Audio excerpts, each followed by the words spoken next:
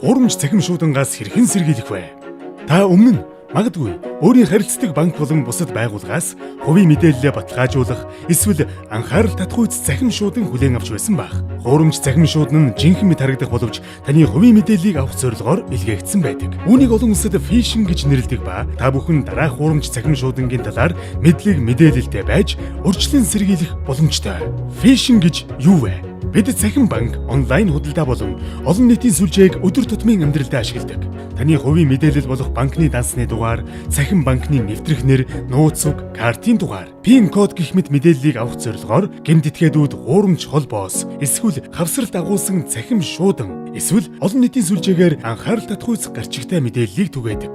Жишээлбэл, танд дараах цахим шуудан ирсэн гэж үзье. Илгээгч хэсэгт таны харилцагч банкны нэр байх ба таныг банкны мэдээлэлээ баталгаажуулан ирүүлэхийг хүсжээ. Та холбоос дээр даран цааш үргэлжлүүлбэл таны харилцагч банкны цахим хуудастай ижил цонх гарч ирэх ба та шаардсны дагуу өөрийн цахим банкны нэр, нууц үгийг орууллаа. Дөнгөж сая та өөрийн цахим банкны нэвтрэх нэр, нууц үгээ гэмт этгээдүүдэд алдчихлаа.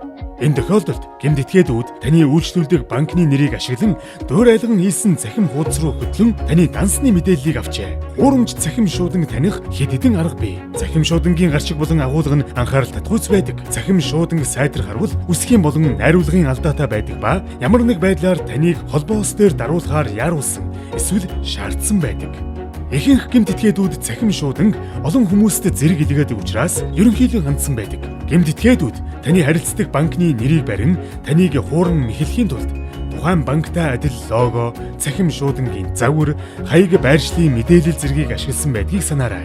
Танд тэмдэглэлийн с жигтэй цахим шуудан ирсэн тохиолдолд хариу илгээх эсвэл альва холбоос дээр дарахгүй зүгээр л устгахад хангалттай. Эцэст нь банк хизээж харилцагчаас хувийн мэдээллийг цахим шуудангаар баталгаажуулан ирүүлэхийг шаарддаггүй бөгөөд альва хувийн мэдээлэлээ цахим сувгаар бусадтай хуваалцахаас өмнө баталгаатай эсхийг нэгтлэн тухайн хувь хүн эсвэл албан байгууллагатай шууд утсаар холбогдсон баталгаажуулж хэвшээрэй.